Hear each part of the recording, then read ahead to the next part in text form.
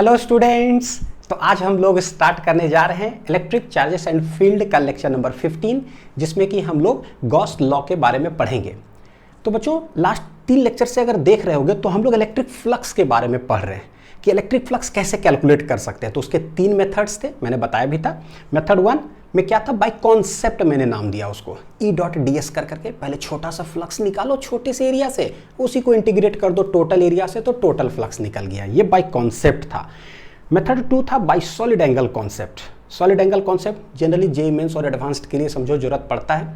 इस सीरीज के अंदर नहीं है मैंने, लेकिन फिर भी आप लोग के लिए लेक्चर रिकॉर्ड कर दिया अलग से, और वो प्लेलिस्ट के अंदर बच्चों आप देख सकते हो। ठीक है, जब आपको इच्छा करे कि नहीं भाई मुझे जानना है सॉलिड एंगल से कैसे इलेक्ट्रिक फ्लक्स निकालता और व्हाट इज सॉलिड एंगल, पूरा डिटेल वीडियो है। ठीक है, अब आते हैं मेथड 3, ये है गॉस लॉ।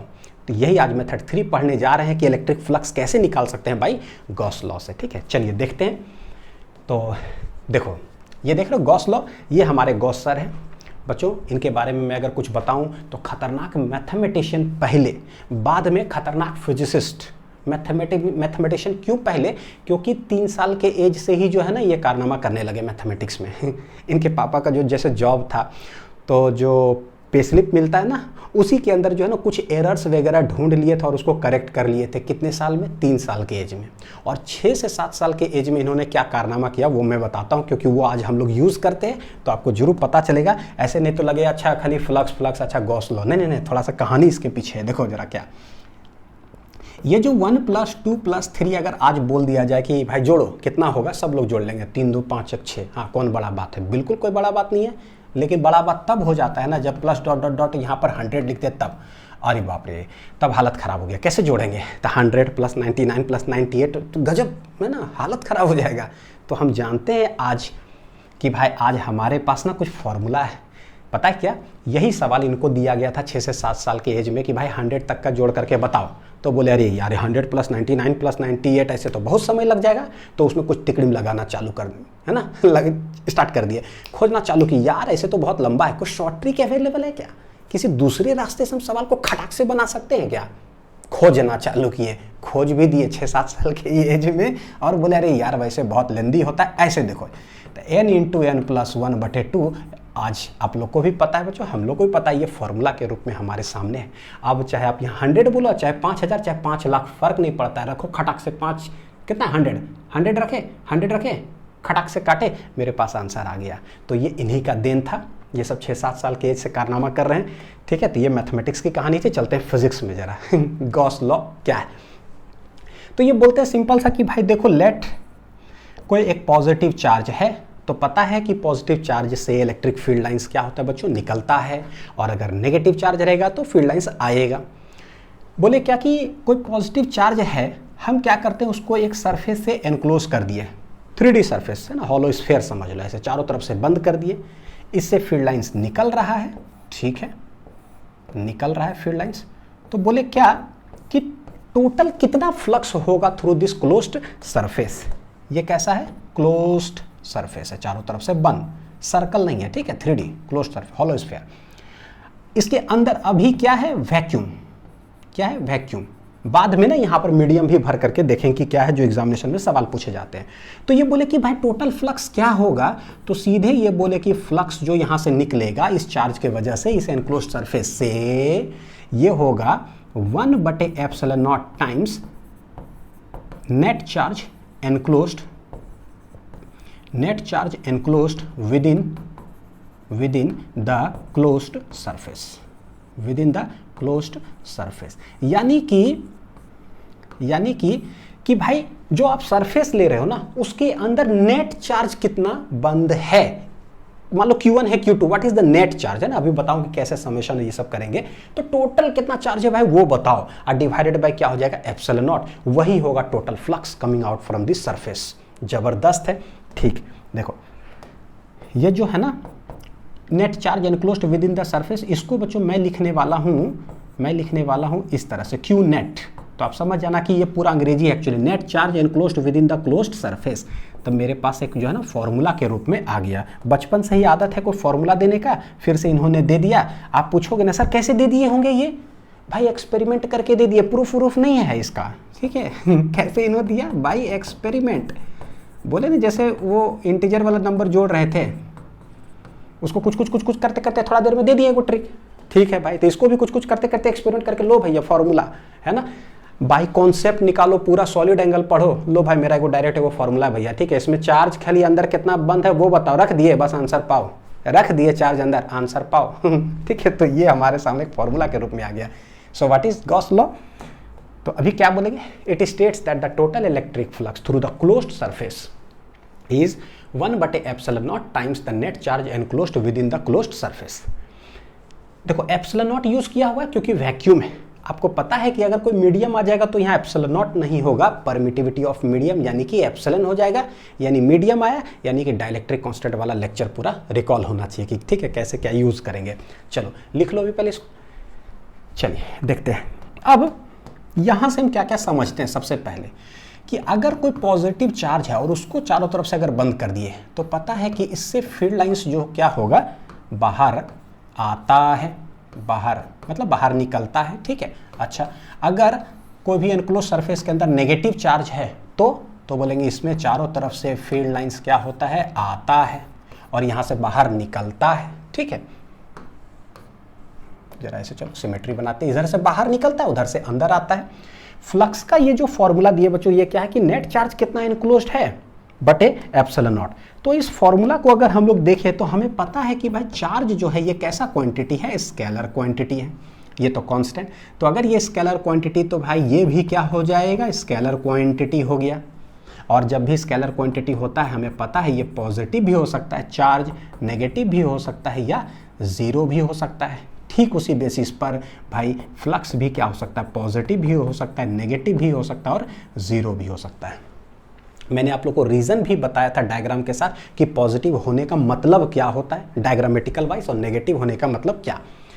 तो पॉजिटिव और नेगेटिव हम यहाँ पर कैसे समझे, देखो फ्लक्स निकालते हैं। ठीक है, अभी तो सिर्फ फॉर्मूला ही हमारे सामने क्या है भाई, कितना नेट चार्ज बंद है अंदर, प्लस क्यू। तो आप जो भी चार्ज है उसका साइन के साथ यहाँ पर लिखो प्लस क्यू, अब बटे क्या है ε0। ठीक है, ये तो ये हो गया। तो देखो फ्लक्स आया कैसा बच्चों, ये पॉजिटिव आया है। तो what does positive means, positive means outward flux. कैसा है ये, आउटवर्ड फ्लक्स। ठीक, अगर यहाँ पर फ्लक्स निकालेंगे अकॉर्डिंग टू गॉस लॉ तो क्या हो जाएगा, कैसा चार्ज है भैया, नेगेटिव चार्ज है, एक ही है। ठीक है, बटे ε0। यहाँ देखोगे फ्लक्स कैसा आ गया, नेगेटिव।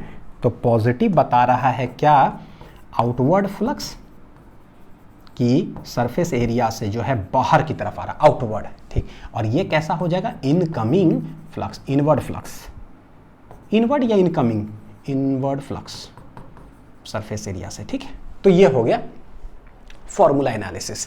अच्छा, इसी में अगर मैं आपसे बोलूं कि मान लो कि एक एनक्लोज्ड सरफेस है, यहाँ पर एक प्लस क्यू चार्ज है और यहाँ पर एक माइनस क्यू चार्ज है, तो टोटल चार्ज जो है एक प्लस क्यू एक minus Q, what is the total flux coming out from this enclosed surface, क्या बोलोगे, बोले ना स्ट्रेट फॉरवर्ड हमारे पास फॉर्मूला है भाई। तो what is the net charge, the net charge क्या है, तो एक प्लस क्यू है एक माइनस क्यू, क्योंकि चार्ज है स्केलर एडिशन होगा, जितना प्लस माइनस है सबको अल्जेब्रिकली जो है स्केलरी स्केलरली आप ऐड कर दो। ठीक, ऐड कर दिए, डिवाइडेड बाई ε0, प्लस माइनस कहानी खत्म, कहानी खत्म। तो 0 बटे ε0 हैंस क्या आ जाएगा, 0। तो इस सरफेस से फ्लक्स क्या होगा, 0। और इसका कहीं ना कहीं हमारे पास मीनिंग है, क्या मीनिंग है कि पॉजिटिव है और सेम, देखो मैग्नीट्यूड दोनों का क्या है, सेम। यानी कि अगर प्लस क्यू से 4 फील्ड लाइंस बाहर निकल रहा है तो भैया माइनस क्यू से 4 फील्ड लाइंस क्या होगा, अंदर आ रहा होगा। यानी कि 4 आ रहा है, 4 ले लिया, 4 रुपया मेरे को कोई दिया, ठीक है हम खुश हो गया, मेरे से 4 रुपया ले भी लिया, फिर से हम दुख हो गया, तो मेरे पास पहले कितना था बाद में कितना था, कुछ नहीं। पहले भी कुछ नहीं था बाद में कुछ नहीं है। तो ठीक है, अब इतना तो गॉस लॉ समझ में आया। क्या गॉस लॉ को प्रूफ किया जा सकता है क्या, तो हम लोग किसी रास्ते से बच्चों प्रूफ कर सकते हैं। कूलम्स लॉ जो है ना आपको मतलब 18th सेंचुरी के अंदर दिया गया और बाद में जो है 19th सेंचुरी के अंदर गॉस लॉ आया है। तो पहले हम लोग कूलम्स लॉ पढ़े, बाद में गॉस लॉ पढ़ रहे हैं, तो कूलम्स लॉ के रास्ते से जो है ना गॉस लॉ को प्रूफ कर सकते हैं। ठीक है, तो गॉस सर को हम लोग कहते हैं कि सर देखिए आपने तो एक्सपेरिमेंट करके दिया, हम लोग जो है ना इलेक्ट्रोस्टैटिक्स पढ़े पहला ही चैप्टर का कुछ फर्स्ट पार्ट, तो उससे जो है ना आपका जो रिजल्ट है मैं प्रूफ कर देता हूँ। देखिए कैसे प्रूफ करेंगे, तो भाई कैसे, कूलम्स लॉ जो है प्रूफ करो गॉस लॉ को। यानी कि हमें प्रूफ क्या करना है, सबसे पहली बात टू प्रूव कि जो टोटल फ्लक्स होगा ना, बताना है कि क्यू एनक्लोज्ड या क्यू नेट जो बोल दो, नेट कितना एनक्लोज्ड है डिवाइडेड बाई क्या है एप्सिलॉन नॉट, ये प्रूफ करना है। ठीक है, तो बोलते हैं देखो कैसे प्रूफ करेंगे। लेट कोई चार्ज है प्लस क्यू, पॉइंट चार्ज है। हम करते क्या है, सबसे पहले जैसे ही गॉस लॉ को आप प्रूफ करना चाहते हो, एक तो पता है कि उसको ढकना पड़ेगा ना, इनक्लोज्ड करना पड़ेगा किसी सरफेस से, तो करते हैं लेट एक सरफेस ले लेते हैं जिसका कि रेडियस आर है और स्फेरिकल सरफेस बच्चों, यानी हॉलो स्फीयर समझो, इस तरह से ले ली। रेडियस कितना है आर, तो इधर भी R R R R R है ना, हो गया। अच्छा, कूलम्स लॉ के सहारे प्रूफ करना है। भैया कूलम्स लॉ क्या होता है, तो बोले कूलम्स लॉ जो है, देखो जरा, कूलम्स लॉ हम जानते हैं, कूलम्स लॉ का जैसे कूलम्स लॉ आता है तो सीधे फोर्स का फॉर्मूला हमें समझ में आता है, लेकिन electric field due to a point charge बच्चों जो के क्यू बटे आर स्क्वायर होता है, ये भी क्या है कूलम्स लॉ से ही तो आया है। कैसे, देखो मान लो एक क्यू चार्ज है, आर डिस्टेंस पर एक क्यू नॉट चार्ज है, प्लस प्लस ये है मान लो कि ओ, ये है पॉइंट पी, इसके वजह से यहाँ पर पता है फोर्स किधर लगेगा, फोर्स इधर लगेगा, तो ये भी इस पर फोर्स लगा है। अगर हम लोग बोले यहाँ पर, चलो यहाँ या यहाँ बोलो, फोर्स का फॉर्मूला क्या होता है कूलम फोर्स का, के Q1 Q2 डिवाइडेड बाई क्या होता है आर स्क्वायर, चाहे ये निकालो चाहे ये निकालो, है तो यही। लेकिन अगर ये टेस्ट चार्ज है Q नॉट, इस चार्ज के वजह से यहाँ पर एट ए पॉइंट P इलेक्ट्रिक फील्ड क्या होगा, electric field eight point P क्या होगा, तो हम लोग कैसे पढ़ें, कितना फोर्स लग रहा है per unit positive test charge जो आपने यहाँ ला के रखा है। तो देखो जरा से, ये जो इलेक्ट्रिक फील्ड है इसके अंदर कौन सा फोर्स आ रहा है भाई, कूलम फोर्स, यानी कि कूलम्स लॉ ही लगा करके हम लोग निकालते हैं और जानते हैं कि के Q1 Q2 divided by R square बटे Q नॉट, अगर बोलेंगे स्वाहा स्वाहा हो जाएगा, और मेरे पास किसी भी पॉइंट P पर किसी भी एक पॉइंट चार्ज के वजह से इलेक्ट्रिक फील्ड क्या होता है के क्यू बटे R square. So what is this, this is nothing but Coulomb's law, Coulomb's law के जरिए आया। तो हम लोग क्या करते हैं बच्चों, इसी का यूज करेंगे प्रूफ करने के लिए कि गॉस लॉ ने जो बोला है भाई प्रूफ करके दिखाओ कि कैसे होगा। ठीक है, चलिए, तो ये पूरा एनक्लोज्ड जो सरफेस है चारों तरफ, टोटल सरफेस एरिया है, let it be S. The total surface area of A hollow sphere कितना होता है 4 पाई आर स्क्वायर, ये हम जानते हैं।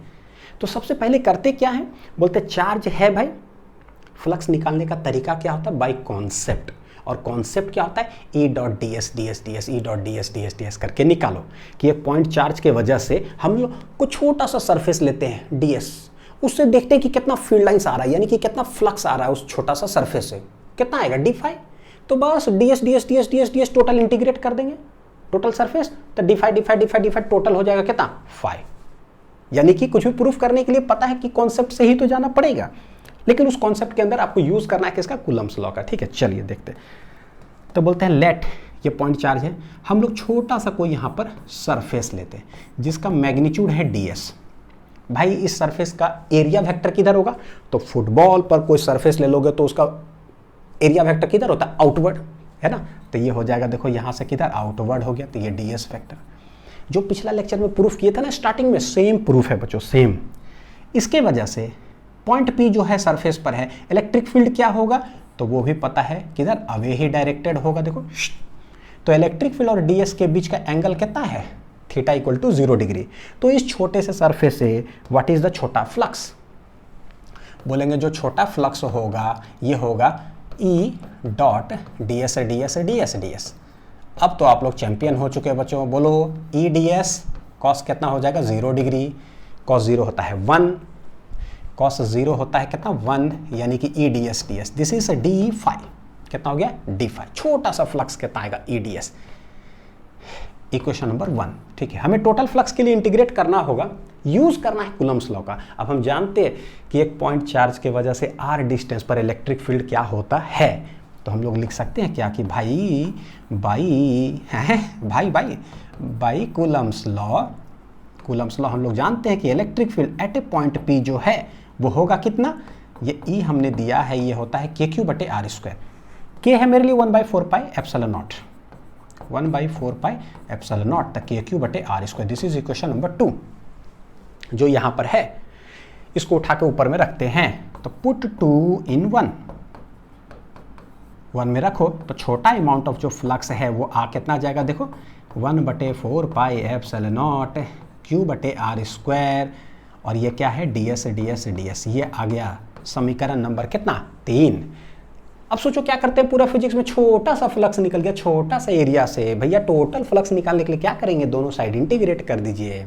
लिखिए, खुद से आंसर निकालने की कोशिश करिए ना, अपने आप हो जाएगा। देयरफॉर टोटल फ्लक्स जो है इज गिवन बाई। अब जैसे टोटल फ्लक्स बोलेंगे बच्चों, देखना जरा टोटल फ्लक्स क्या होगा, तो बोले ये जो छोटा फ्लक्स आया है ना डी फाई, इसको इंटीग्रेट करो, डी फाई, लेकिन ओवर क्लोज्ड सरफेस इंटीग्रेशन करते हैं तो भैया जब भी क्लोज्ड सरफेस पर इंटीग्रेशन होता है तो यहाँ पर छोटा सा एक गोलका लगा देंगे, ये बतलाता है कि क्लोज्ड सरफेस है ना, नहीं तो सिंपल सा डी फाई ऐसे इंटीग्रेट करते। तो ये ऐसे हो गया, डी फाई मेरे पास इतना लंबा चौड़ा कहानी है 4 पाई एप्सिलॉन नॉट क्यू बटे आर स्क्वायर ds। देखो, चाहे इस चार्ज की वजह से r डिस्टेंस पर आप यहां पर देखोगे जो इलेक्ट्रिक फील्ड का वैल्यू होगा, यहां से r डिस्टेंस पर फिर से अगर इलेक्ट्रिक फील्ड का वैल्यू देखो कितना होगा, सेम ही होगा, ई ही होगा के क्यू बटे आर स्क्वायर। यहां भी देखोगे के क्यू बटे आर स्क्वायर, यहां भी, यानी at all points on the surface electric field का जो वैल्यू वो क्या है, कांस्टेंट है, क्योंकि डिस्टेंस भी क्या है, कांस्टेंट। यानी कि के क्यू बटे आर स्क्वायर पूरे चीज को जो है कांस्टेंट है, के क्यू बटे आर स्क्वायर, सारा चीज इंटीग्रेशन के किधर आ जाएगा, बाहर। तो कर लेते हैं बाहर 1/4 पाई एप्सिलॉन नॉट क्यू बटे आर स्क्वायर इंटीग्रेशन के बाहर। तो इंटीग्रेशन सिर्फ होगा किसका, ds पूरे सरफेस पर क्लोज करेंगे तो कितना आंसर आ जाएगा, s, जो कि हो जाएगा 4 pi r square. Hence q बटे 4 pi epsilon naught r square into ये इंटीग्रेशन होकर के कितना आ जाएगा, 4 pi r square, 4 pi r square, 4 pi r square, यानी कि आंसर आ गया मेरा क्यू बटे क्या हो गया, epsilon naught. This is the total flux coming out from the surface. तो ये देखो है ना, गॉस लॉ प्रूफ हो गया।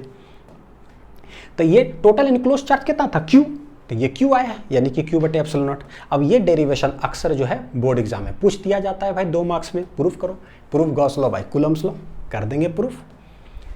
ठीक है, चलें आगे। अब आते हैं बच्चों, देखो क्या significance of Gauss law. Gauss law के क्या सिग्निफिकेंस है, तो एक बात आपको बता देता हूं, जो भी आप यहां पॉइंट्स देखोगे वो एनसीईआरटी के अंदर बच्चों जो है बहुत अच्छे से वो पॉइंट्स लिखा हुआ है, उस पॉइंट्स का बहुत सारा जगह पे ठीक है लिखा हुआ, लेकिन एक होता है ना कि फिजिक्स तो पता है, जब तक उस लाइन के अंदर क्यों ना लगाओ ना तो फिर मजा तो नहीं आता है ना। तो कहीं कहीं देखो, इसलिए बोला जाता है कि एनसीईआरटी बड़ी कॉम्प्लिकेटेड है और बड़ी बेस्ट बुक है, चाहे बोर्ड्स ले लो, नीट लो, जेई लो, कोई भी एग्जाम लो भैया, आता है वहाँ से। तो वो लाइंस हमारे लिए जो भी लिखा हुआ है बच्चों, ठीक है, हम लोग देखेंगे क्या करके, लेकिन उसमें क्यों क्यों क्यों क्यों क्यों लगा करके भी, ठीक, बहुत सारे जगह पर देखते हैं कि कैसे।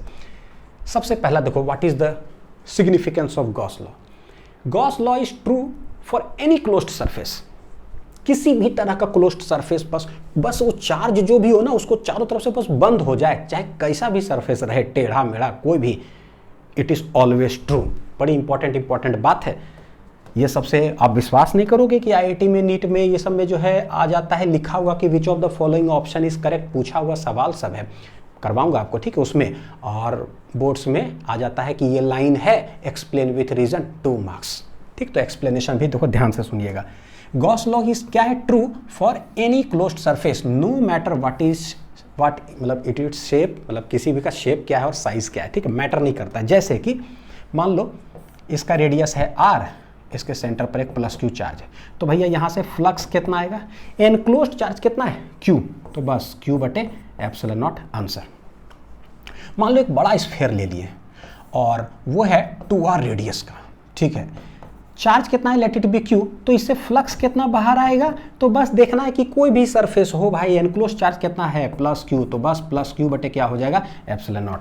फर्क नहीं पड़ता है कि कैसा भी हो। अच्छा, टेढ़ा मेढ़ा हो तो सर पूरे टेढ़ा मेढ़ा कर दिए, ठीक है, इसके अंदर प्लस क्यू चार्ज बंद है, तो फिर से फ्लक्स क्या होगा, बोलेंगे प्लस क्यू बटे क्या आएगा, एप्सिलॉन नॉट। यानी कि इसीलिए बोला जाता है क्या, Gauss law is always true, ठीक है। न्यूमेरिकली जो है बच्चों हमेशा क्या होता है, सही होता है।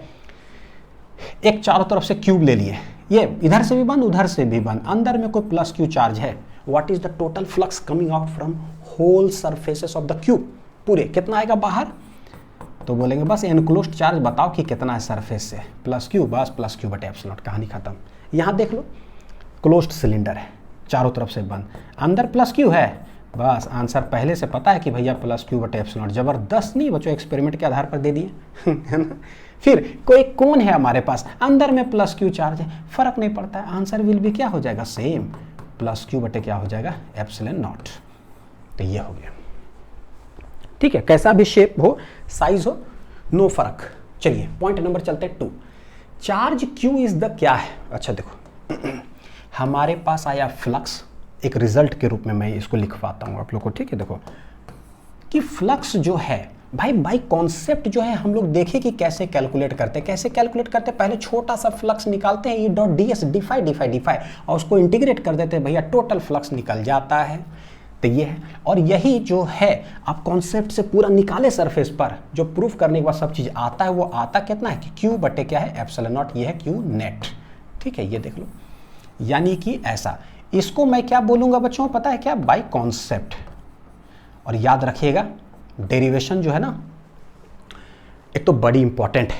आज जेईई मेंस का एग्जामिनेशन हुआ है बच्चों, फर्स्ट या सेकंड शिफ्ट के अंदर, बस अगला जो लेक्चर पढ़ोगे ना इलेक्ट्रिक फील्ड कैलकुलेट करने का, उसका ग्राफ उठा करके पूछ दिया गया गॉस लॉ में। ग्राफ जो रिजल्ट हम लोग बनाते हैं वो ग्राफ उठा करके पूछा है, मतलब सोच लो कि कितना सिंपल ग्राफ देखे, अच्छा ये वाला, अच्छा ठीक है हो गया, बस टिक लगाना है, कुछ नहीं था, जेईई मेंस के अंदर आया हुआ। सोचो तो एक देख रहे हैं क्या भाई, ये भी क्या है फ्लक्स, ये भी क्या है फ्लक्स, तो ये है बाई गॉस लॉ, क्या है बाई गॉस लॉ, ठीक है। और ये वाला क्या है, बाई कॉन्सेप्ट। तो मैं बोलूंगा by concept by Gauss law, by concept by Gauss law, by concept E dot D S D S D S, by Gauss law Q enclosed बटे एप्सिलॉन नॉट, क्यू नेट बटे epsilon naught. तो बोले what is this, this is also phi, what is this, this is also phi. तो बोले ये है phi, ये है phi, this is equation number 1, this is equation number 2। Equation number 1 के अंदर इलेक्ट्रिक फील्ड है, इक्वेशन नंबर 2 के अंदर क्या है भाई, चार्ज है, नेट चार्ज एनक्लोज्ड, यानी कि फ्लक्स का जो है ना मेरे पास दो चीज है, इलेक्ट्रिक फील्ड और दूसरा है चार्ज। तो अभी बताऊंगा कितने तरह के टोटल सवाल पूछे जाते हैं इससे। अच्छा पहले अच्छा आप लिख लो इसको, लिख लो इसको पहले, ठीक है। चलो एक करके ही बताता हूं, है ना, क्योंकि सारे पॉइंट्स है बच्चों। चलिए पहले देखते हैं, चार्ज क्यू जो है राइट हैंड साइड में, ये इक्वेशन नंबर 1, और ये क्या है भाई, इक्वेशन नंबर 2। बोलता है ना दिमाग के अंदर पिक्चर बनना चाहिए कि भाई जो चीज पढ़ रहे हैं वो क्या पढ़ रहे हैं, फ्लक्स, इक्वेशन 1 इक्वेशन 2 क्या है भैया, एगो इलेक्ट्रिक फील्ड से है, अच्छा, एगो चार्ज से है, एक गॉस लॉ है, अच्छा एक क्या है, बाई कॉन्सेप्ट है, ओ तो by concept by Gauss law, by concept by Gauss law. तो बोर्ड्स में के अगर स्टूडेंट हो ना, बड़ा मस्ती करना, बाई कॉन्सेप्ट निकालेंगे इक्वेशन 1 वो भी फ्लक्स है, अब बाई गॉस लॉ निकालेंगे वो भी flux, equation 2 since it is also flux, it is also flux equation 1 2 दोनों को इक्वल करेंगे, खटाक से आंसर पाइए खत्म सारा टॉपिक खत्म। चलो ठीक, बोलोगे सर आप खाली बोलते रहते हो, पढ़ाते लिखाते नहीं हो हैं। चार्ज क्यू इज द क्या है भाई, ये जो चार्ज क्यू है it is the sum of all the charges enclosed by the surface. बिल्कुल हम जानते हैं कि भाई सरफेस के अंदर अगर मान लो प्लस Q1 है, प्लस Q2 है, तो भैया जो Q नेट जो है गॉस लॉ के फॉर्मूला में वो क्या है, it is actually the sum of all the charges enclosed within the surface, ठीक ठाक है। प्लस दूसरा point, charges may be located anywhere inside the surface. हाँ अच्छा ऐसा बात है क्या, बिल्कुल ऐसा बात है। देखो charges may be located anywhere inside the surface से एक सवाल पूछा जाता है, और बाप रे बाप वेरी इंपॉर्टेंट, बोलने से पहले मेरा मन करा कि लिख दो वेरी इंपॉर्टेंट। देखो क्या, मान लो एग्जैक्ट सेंटर पर बच्चों अगर प्लस क्यू चार्ज रखा हुआ है ना हॉलो स्फीयर के अंदर, और एक बार क्या किया गया, चार्ज को यहां रख दिया गया, ठीक है, तो क्या फर्क पड़ेगा। तो देखो क्या है, फ्लक्स जब निकालोगे ना तो सिर्फ क्यू एनक्लोज्ड देखते हैं, बंद अंदर कितना है प्लस क्यू, तो प्लस क्यू बटे एप्सिलॉन नॉट। यहां पर देखो क्या है, इधर रख दिए, फर्क नहीं पड़ता है भाई, बंद अंदर कितना है प्लस क्यू, बस कहानी खत्म, प्लस क्यू बटे एप्सिलॉन। तो गॉस लॉ जो है ना उसमें कोई चेंजेस नहीं हुआ, लेकिन हमको पता है कि अगर चार्ज यहाँ है ना, तो मान लो सरफेस पर अगर कोई पॉइंट P मानोगे ना, तो यहाँ पर इलेक्ट्रिक फील्ड का वैल्यू मान लो E है या E1 बोल देता हूँ, तो भैया यहाँ पर भी जो है ना R डिस्टेंस ये इलेक्ट्रिक फील्ड का वैल्यू क्या होगा, E1 ही होगा। यहाँ पर भी इलेक्ट्रिक फील्ड का वैल्यू क्या होगा बच्चों, E1 ही होगा। सारे E1 जो कि क्या है, कांस्टेंट, क्या है, कांस्टेंट है। बहुत आसानी से क्या होता है, इंटीग्रेट हो जाता है। इंटीग्रेट में देखे थे इलेक्ट्रिक फील्ड देख तो इंटीग्रेशन में E डॉट ds, ये अगर कांस्टेंट हो जाए तो इंटीग्रेशन के बाहर चला आता है। तो बस ds ds ds, बड़ी आसान है इंटीग्रेशन। तो इसमें बहुत आसान हो जाता है, सारे सरफेस के पॉइंट्स पर देखो इलेक्ट्रिक फील्ड का वैल्यू कांस्टेंट है। लेकिन इसमें क्या होगा, जिधर नज़दीक है तक दिस इज r1 डिस्टेंस, यहाँ पर देखो r2 डिस्टेंस, ये r3 डिस्टेंस। तो भैया यहाँ पर इलेक्ट्रिक फील्ड अगर E1 है, इसके वजह से यहाँ पर इलेक्ट्रिक फील्ड E2 होगा, इसके वजह से यहाँ पर इलेक्ट्रिक फील्ड E3 होगा। यानी क्या कि जब चार्जेस को डिस्प्लेस करोगे ना इनक्लोज्ड सरफेस के within, what are the parameter which changes and what are the parameter which do not changes, तब बोलेंगे फ्लक्स। देखो 4 ऑप्शन बनाता हूँ, देखो फ्लक्स रिमेन्स कांस्टेंट, मतलब ऐसे है when charges within an enclosed surface is displaced by some distance, 4 option है। Flux and electric field both remain constant on the surface या throughout the surface. Flux changes, electric field constant.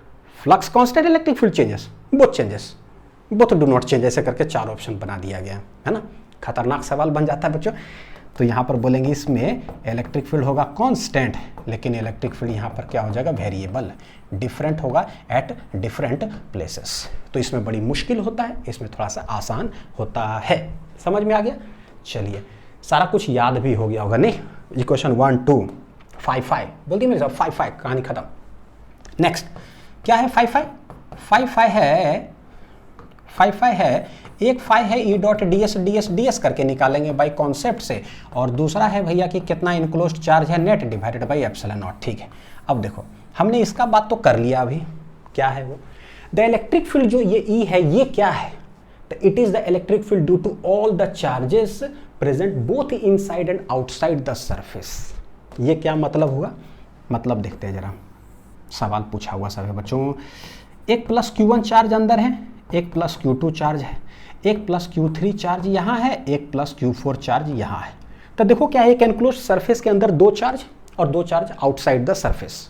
तो बोलता है कि किसी भी point पर अगर इलेक्ट्रिक फील्ड अगर हम निकालेंगे, मान लो यहाँ पर ले लिया एक पॉइंट P, तो यहाँ पर इलेक्ट्रिक फील्ड क्या होगा, किसके वजह से इलेक्ट्रिक फील्ड होगा। तो हमको पता है क्या, देखो पता तो नहीं है, कॉन्सेप्ट सीखना पड़ेगा। जब सरफेस के किसी पॉइंट पर इलेक्ट्रिक फील्ड निकालते हैं तो वो इस चार्ज के वजह से तो होगा ही। देखो तो दिस इज E1 भैया, इसके वजह से भी ये होगा, दिस इज E2, E3 के वजह से भी इस पॉइंट पर होगा, यहाँ पर दिस इज E3, और E4 के वजह से भी इलेक्ट्रिक फील्ड होगा E4। यानी कि electric field at any point on the surface is due to all the charges whether it is inside और वेदर इट इज आउटसाइड। बस डिस्टेंस बताओ कितना है, लिखते चले जाएंगे KQ/R², KQ/R², KQ/R²। और फाइनल आंसर क्या होगा, तो बोले electric field eight point P, पता है वेक्टर क्वांटिटी है तो वेक्टोरियली ऐड करके लिखेंगे, E1 plus E2 plus E3 और प्लस क्या हो जाएगा बच्चों E4। तो summation of all the electric fields कर दो वेक्टोरियल सम, उसके बराबर ये हो जाएगा। ठीक है, ये है रिजल्ट, क्योंकि पता है चार्ज है तो उसके वजह से भी तो इलेक्ट्रिक फील्ड होगा। अच्छा, अब आते हैं ये किसके लिए हुआ, तो बोलेंगे due to inside and outside charges के वजह से होता है। अच्छा, इक्वेशन 1 में, इक्वेशन 2 में क्या है भैया, ये होता है ड्यू टू ओनली इनसाइड के वजह से, सिर्फ क्या है इनसाइड, एनक्लोज्ड चार्ज लेते हैं ना कि बाहर वाला चार्ज। ठीक है, ये हो गया। तो बहुत अच्छा से एकदम इसी तरह से लिखते जाइएगा, एकदम परफेक्ट नोट्स बनाइएगा। ठीक है, प्रैक्टिस होगा धीरे धीरे। चलिए next, 3 types of questions are asked based on Gauss law. क्या क्या पूछा जा सकता है, इतना बार लिखाऊंगा ना कि रटा ही दूंगा सब। फ्लक्स है क्या, तो अभी हमने देखा बच्चों, आप लोग बोलो, मैं लिखते जाता हूँ। हाँ बोलते रहो, मैं सुन रहा हूँ कि वीडियो देखते हुए आप लोग बोल रहे हो। बोलो क्या लिखूँ मैं, E.ds ये भी फ्लक्स निकलता है, और दूसरा इक्वेशन होता है Q एनक्लोज्ड यानी कि Q net divided by epsilon not, ये भी है 5 इक्वेशन 1 इक्वेशन 2, एक में इलेक्ट्रिक फील्ड दूसरा में charge.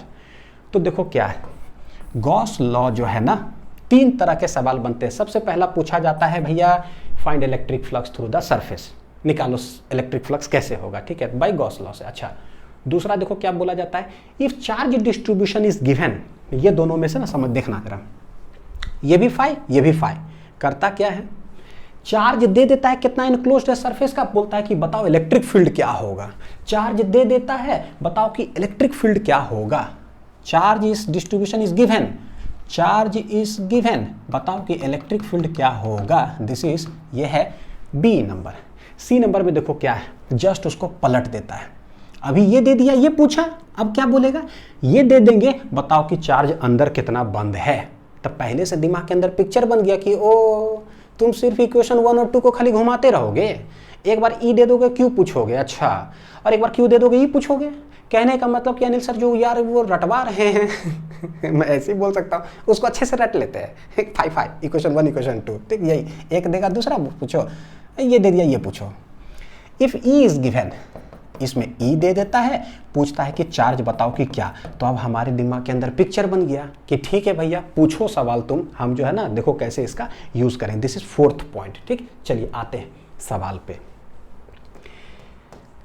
The electric field in a region is, दे के रखा है, क्या दे के रखा है भैया, ई इक्वल टू है ई नॉट बटे एल एक्स आई कैप, यानी इलेक्ट्रिक फील्ड है किधर, आई कैप के तरफ है, यानी कि सिर्फ एक्स एक्सिस के तरफ इलेक्ट्रिक फील्ड है। ठीक है, बोलता है find the charge enclosed by a cube, find the charge कितना एनक्लोज्ड है, यानी समझ में आया बच्चों कौन सा पार्ट हो गया, या इलेक्ट्रिक फील्ड दे के रखा है, हमसे पूछता है कि बताओ कि चार्ज क्या होगा, तो आपको समझ में आ गया ना कि हमें करना क्या है, यानी कि ओ ये भी तो फ्लक्स है, ये भी तो फ्लक्स है। सवाल क्या होता है, जैसे मान लो हम लोग 5-6 चैप्टर पढ़ लिए, अब देता है इलेक्ट्रिक फील्ड दे दिया, चार्ज एनक्लोज, तो मेरे दिमाग में पिक्चर बना चाहिए भैया हम क्या करें, अब इलेक्ट्रिक फील्ड और चार्ज कि क्यू बटे आर स्क्वायर लिख दे क्या, नहीं नहीं नहीं, ये ढूंढो कि भाई इलेक्ट्रिक फील्ड और चार्ज के बीच में रिलेशन क्या है, दोनों फ्लक्स है, गॉस लॉ है क्या है, गॉस लॉ है। बोलता find the charge enclosed by a cube, एक क्यूब बना हुआ है x equal to 0 x equal to a, यानी कोई क्यूब ऐसे रखा हुआ है ऐसे ना 3D में ऐसे, तो भैया this is x equal to 0, this is x equal to a, यानी ये जो लेंथ है यहाँ से यहाँ तक कितना है a, ठीक है, y इक्वल टू a, यानी y एक्सिस में जो लेंथ है वो कितना है a, ठीक है, z इक्वल टू a, यानी एक्स वाई जो प्लेन है ना उससे जो बाहर डिस्टेंस है, तो बाहर जो निकला वो भी कितना है a, ठीक है, यानी a ये क्यूब है। बोलता है क्या, चार्ज एनक्लोज्ड बताना है कि क्या होगा, तो हम क्या करें, हम बोले भाई देखो 5 है, हमको तो एक चीज़ समझ में आता है 5 है, ये इक्वेशन 1 इक्वेशन 2, इधर से है ई डॉट डी एस फ्लक्स इधर से निकलेगा और एक निकलेगा क्यू एनक्लोज्ड बटे एप्सिलॉन नॉट से। ठीक है, क्या दे के रखा है इलेक्ट्रिक फील्ड, यानी कि जब दे के रखा है तो आप ये निकाल लो, इसको इक्वल कर देना, इसके साथ कहानी खत्म। तो पहले कॉन्सेप्ट समझ में आ जाए कि हमें करना क्या है, खुद से ट्राई करोगे, निकाल करके बताओ कि क्या आंसर आ रहा है, और कमेंट सेक्शन में बताना कि हाँ सर जो है ना आपके बनाने से पहले वीडियो रोक करके मैंने जो है ना आंसर निकाल लिया था। ठीक, चलिए निकालते हैं, यानी इधर कैलकुलेट करना है।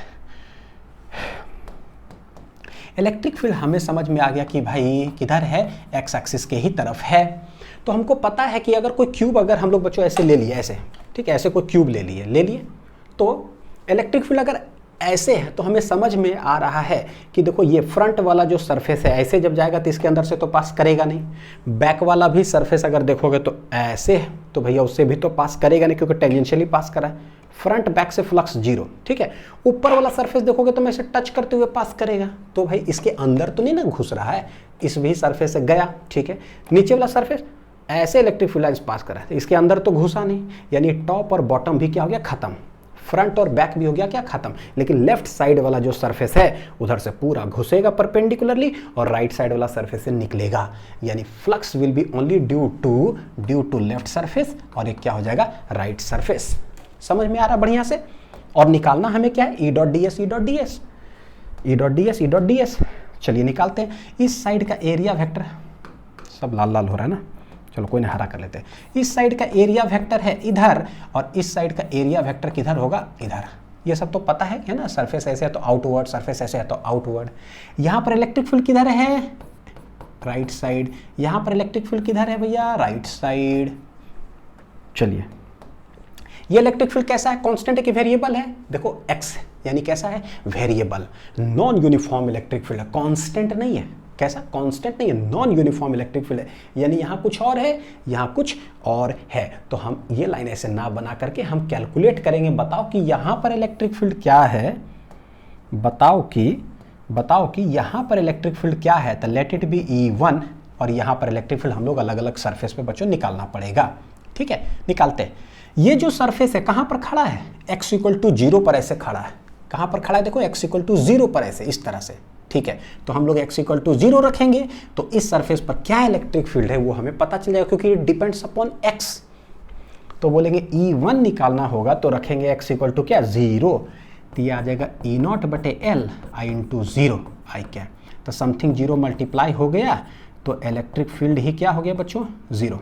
मैग्नीट्यूड समझ लो कितना आ गया, जीरो। अब जब इलेक्ट्रिक फील्ड ही जीरो हो गया तो फ्लक्स होगा कितना, तो इस सरफेस से जो फ्लक्स होता तो ई डॉट क्या हो जाएगा, ई डॉट मान लो ये सरफेस एरिया जो भी है ना, ई डॉट ए आंसर क्या आ जाएगा, जीरो। यानी यहाँ से कोई फ्लक्स ही नहीं निकल रहा है।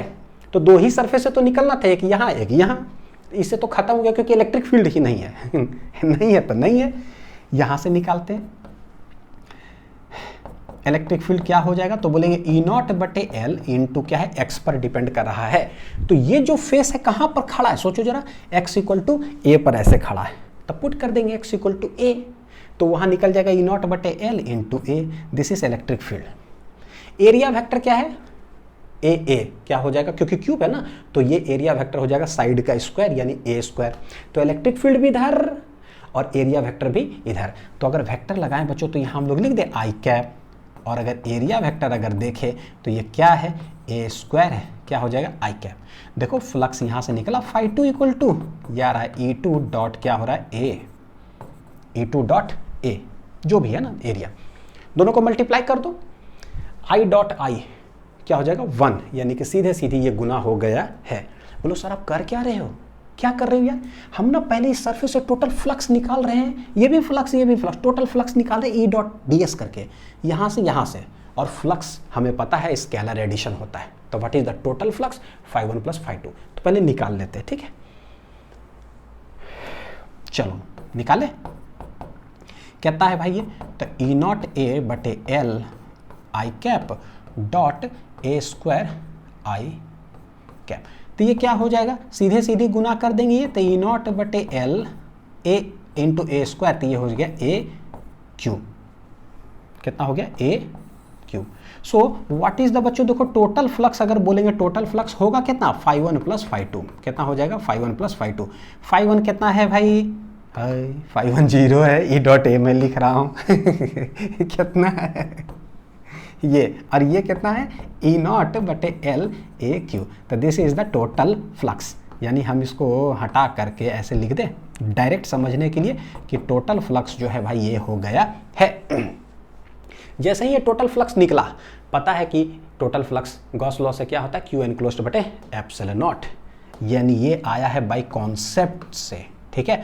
हम लोग और जानते हैं, वी नो दैट कि भैया फाई एनक्लोज्ड होता है क्यू एनक्लोज्ड बटे epsilon naught. This is equation number 2 1 2, both are phi equate कर दो, तो ई नॉट ए क्यू बटे एल इक्वल टू हो जाएगा क्यू एनक्लोज्ड बटे epsilon naught, hence Q enclosed देखो निकल गया। यानी कि समझ में आ रहा है बच्चों कि भाई सवाल बनाना कैसे है। ये हो जाएगा देखो कि epsilon not times E naught A Q और बटे क्या हो जाएगा L, this is the enclosed charge. Epsilon not इधर मल्टीप्लाई कर दीजिए, तो इलेक्ट्रिक फील्ड देता है, चार्ज कैसे निकालते हैं समझ में आ गया, ठीक है। चलिए नेक्स्ट सवाल, गॉस लॉ देखो क्या है, mathematically Gauss law is always true, point to be noted, कैसे, बाय मैथमेटिकली गॉस लॉ जो है ना हमेशा सही होता है, लेकिन but it's not always useful for किसके लिए भाई, कैलकुलेटिंग इलेक्ट्रिक फील्ड्स। ये क्या लाइन है भाई, गॉस लॉ जो मैथमेटिकली है ना बच्चों की ई डॉट डी एस करके क्यू बटे एप्सिलॉन नॉट जो है पूरे मेरे लिए गॉस लॉ हो गया, ठीक है। तो ये जो है मैथमेटिकली हमेशा सही है, कैसा भी सरफेस टेढ़ा मेढ़ा हो आप निकालोगे भाई आंसर तो आ ही जाएगा, लेकिन ये फायदेमंद उतना ज़्यादा नहीं है। यूजफुल तब है ना कुछ कंडीशन में है। क्यों कंडीशन लगा, वो कंडीशन जरा सा देखो, एक बार विजुअलाइज करवाता हूँ। देखो अभी अगर मैं कोई एक मतलब चार्ज में ऐसे लूँ, ठीक है, और एनक्लोज सरफेस इस तरह से लूँ कि हॉलो स्फीयर इस तरह से है और देखो सिमेट्रिक है चारों तरफ, देख रहे हो यहाँ से रेडियस क्या है, हर तरफ क्या है सेम, हर तरफ क्या है सेम। तो हमें पता है कि कहीं ना कहीं हर जगह पर जो इलेक्ट्रिक फील्ड हुआ बच्चों वो क्या हो गया था, सेम हो गया था। और आपने देखा था कि भाई जब सेम हो जाता है जिस सरफेस को हम मानते हैं, ठीक है, जहां पर इलेक्ट्रिक फील्ड हमें कैलकुलेट होना होता है, अगर उस जगह पर इलेक्ट्रिक फील्ड का जो वैल्यू है सेम हो चारों तरफ, देख लो कैसा है, चारों तरफ same same same same same. Integration के अंदर ई डॉट डी एस करते हैं भैया, कांस्टेंट से बाहर आ जाता है और बड़ी आसानी से इंटीग्रेट हो जाता है, इलेक्ट्रिक फील्ड निकाल सकते हैं। लेकिन अगर टेढ़ा मेढ़ा सरफेस हो और अगर वहाँ पर कोई चार्ज रखा हुआ हो तो इलेक्ट्रिक फील्ड्स आर डिफरेंट। यहाँ पर इलेक्ट्रिक फील्ड कुछ और होगा, ये थोड़ा नज़दीक हो गया तो यहाँ पर इलेक्ट्रिक फील्ड कुछ और होगा। This is R1 distance, this is R2 distance. So electric field का जो कैलकुलेशन होगा बड़ी मुश्किल हो जाएगा। लेकिन क्या गॉस लॉ यहाँ हम लगा सकते हैं? बिल्कुल लगा सकते हैं। अब छोटा सा सरफेस निकालें, फिर अब अलग इलेक्ट्रिक फील्ड है, फिर यहाँ पर अलग इलेक्ट्रिक फील्ड है, हालत खराब हो जाएगा इसको कैलकुलेट करने में। कितना बार ऐसे करोगे? इनफाइनाइट बार उतना अलग अलग निकालना पड़ेगा, बड़ी मुश्किल है। तो यूजफुल हमारे लिए नहीं हुआ गॉस लॉ। तो यूजफुल है कब? जब सिमेट्री हो। ये क्या है? सिस्टम एक ऐसा हमने बनाया जिसमें कि सिमेट्री हो। I does not have symmetry, does not have symmetry. तो जब सिमेट्री वर्ड बोलते हैं ना, तो इसका मतलब क्या होता है कि कोई भी चार्ज हो तो उसको एक ऐसे सरफेस से चारों तरफ से ढको जिससे हमको फ्लक्स निकालना हो, ऐसे सरफेस से ढको कि उस सरफेस पर जो इलेक्ट्रिक फील्ड का जो वैल्यू हो ना वो कांस्टेंट आए चारों तरफ से, है ना। कैसा है? कांस्टेंट है। इक्वल डिस्टेंसेस ऐसे हो तो समझो कि सिमेट्रिकल बंद हो जाए, तो फिर बहुत आसान हो जाता है कैलकुलेशन। ठीक है, ये इसका मतलब होगा बच्चों। देखो आप समझ में आ जाएगा। सही हमेशा निकाल सकते हो, लेकिन खटिया खड़ी हो जाएगा हमारा जब टेढ़ा मेढ़ा सरफेस हो गया। इट इज इसलिए it's not always useful for calculating electric field, बड़ी मुश्किल है। इट्स ओनली यूजफुल कब? When certain symmetries are present. अभी हमने देखा सिमेट्री हो, ठीक है, which can be achieved by choosing a suitable, क्या है, गॉसियन सरफेस। अब एक नया वर्ड हमारे सामने आया, गॉसियन सरफेस। और ये गॉसियन सरफेस कैसा है भाई? स्फेरिकल ले सकते हैं, सिलिंड्रिकल या फिर प्लेनर। क्या है गॉसियन सरफेस? तो सिंपल कि जब हमारे पास मान लो कि अगर पॉइंट चार्ज हो, ठीक है, तो कैसा सरफेस हम एज्यूम करें, कैसा सरफेस हम एज्यूम करें जिससे कि हमें इलेक्ट्रिक फील्ड का कैलकुलेशन बड़ी आसान हो। तो पता है कि एक पॉइंट चार्ज है तो इलेक्ट्रिक फील्ड इधर भी निकल रहा है, इधर भी निकल रहा है, इधर भी निकल रहा है, नीचे भी निकल रहा है, इधर भी भाई चारों तरफ निकल रहा है 3D में। तो अपने आप समझ में आ रहा है कि अगर चारों तरफ निकल रहा है तो हम एक स्फीयर मान लेते हैं, और एकदम बढ़िया से, है ना, कंप्लीट हॉलो स्फीयर, इस तरह से, अलग अलग रेडियस वाला नहीं, ठीक है, ऐसे नहीं। तो क्या है? आसान हो जाता है कैलकुलेशन इलेक्ट्रिक फील्ड। तो ऐसा ही जो सरफेस आप मानते हो ना अपने आप से, जिस सरफेस पर हमको इलेक्ट्रिक फील्ड कैलकुलेट करना है, उसी सरफेस को हम लोग बोलते हैं बच्चों क्या? गॉसियन सरफेस कहा जाता है। तो अभी गॉसियन सरफेस हमारा कैसा हो गया? कैसा हो गया? स्फेरिकल हो गया। आगे चल करके बताऊंगा कि कैसे हम लोग सिलिंड्रिकल भी मान सकते हैं, लाइन चार्ज जब हो तो। ये कैसा था? Point charge. लाइन चार्ज होगा तो सिलिंड्रिकल, फिर और आगे बताऊंगा, ठीक है, जो कि आगे लेक्चर्स में पूरा डिटेल में आने वाला, उसी पर तो सब डेरिवेशन भी है। इलेक्ट्रिक फील्ड कैलकुलेट करो due to a line charge, ठीक है। तो ये यानी कि थोड़ा सा अंडरस्टैंडिंग तो समझ में आ रहा कि गॉसियन सरफेस है क्या। अच्छा, एक और बात, we calculate electric field on the Gaussian surface. कहाँ कैलकुलेट करते हैं? On the Gaussian surface. यानी कि कभी भी हमसे जब बोलेगा ना बच्चों, देखो क्या कि भाई एक पॉइंट चार्ज रखा हुआ है, ठीक है, आर डिस्टेंस पर जाकर बताओ कि इलेक्ट्रिक फील्ड क्या होगा। क्वेश्चन बता रहा हूं, कोई पॉइंट चार्ज दे दिया, बोला आर डिस्टेंस पर बताओ इलेक्ट्रिक फील्ड क्या होगा, यूजिंग गॉस लॉ मान लो निकाल रहे हैं। तो क्या करेंगे? तो जिस डिस्टेंस पर जाकर बोला है ना, उसी पॉइंट से हम लोग एज्यूम करेंगे, मानो कि कोई ऐसा सरफेस, कोई ऐसा सिमेट्रिक सरफेस जो उस चार्ज को चारों तरफ से बंद करे, और जिस पॉइंट पर पूछेगा ना कि इलेक्ट्रिक फील्ड वहां निकालो, वहीं से वो गॉसियन सरफेस पास करना चाहिए। देखो क्या मैं कह रहा हूं, जैसे यहां से बोला पॉइंट चार्ज के लिए, सब कुछ पॉइंट चार्ज से समझो। इस पॉइंट पर बोला इलेक्ट्रिक फील्ड बताओ कि क्या होगा, तो हम बोलेंगे भाई इलेक्ट्रिक फील्ड इधर थोड़ी निकला, निकल तो चारों तरफ रहा है। तो हम अपने से क्या करते हैं, एक अपने से चारों तरफ से स्फीयर मान लिए, ठीक है, और इसको बोल देते हैं क्या? स्फेरिकल। क्या बोल देते हैं बच्चों? स्फेरिकल गॉसियन सरफेस, ठीक है। और इसी सरफेस पर क्या होगा? हम लोग इलेक्ट्रिक फील्ड निकालेंगे। यानी ये इसी पॉइंट पर हमें चाहिए इलेक्ट्रिक फील्ड, जो कि हो जाएगा क्या चीज? Let it be EP. तो ये चीज समझ में आ रहा होगा, जिस पॉइंट पर बोले निकालने के लिए इलेक्ट्रिक फील्ड, उसी पॉइंट से चारों तरफ से चार्ज को ढकने की कोशिश करो। एक ऐसा जो सरफेस से आप ढकोगे ना, वो सरफेस सिमेट्रिकल होना चाहिए, क्योंकि इलेक्ट्रिक फील्ड कैलकुलेशन आसान हो जाता है, चारों तरफ EP P P P P होगा, है ना। तो यही उस सरफेस को हम लोग बोलेंगे गॉसियन सरफेस, ठीक। चलिए नेक्स्ट आते हैं। बच्चों एक Gaussian surface must not pass through any discrete charge, छठा पॉइंट क्या कहता है, एक Gaussian surface must not pass through any discrete charge, यानी क्या, तो कोई भी डिस्क्रीट चार्ज का मतलब क्या होता है, लेट इट बी कोई प्लस क्यू है, एक पॉइंट चार्ज डिस्क्रीट है ये, बोलता है कोई भी गॉसियन सरफेस जब आप ले रहे हो ना तो इस चार्ज से पास नहीं करना चाहिए ऐसे, यानी कि आप ऐसा गॉसियन सरफेस जो है सेलेक्ट नहीं कर सकते हो जो यहीं से पास करे।